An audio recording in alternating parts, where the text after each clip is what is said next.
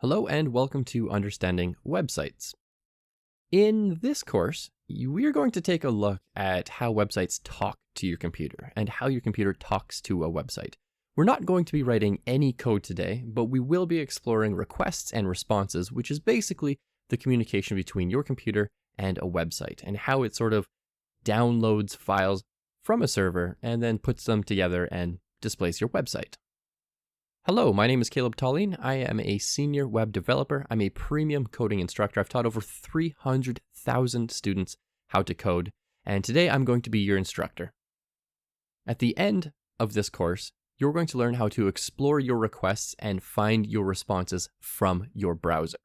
So you're going to be able to see how your computer or how your browser is communicating with a website, what a website is sending back to your computer.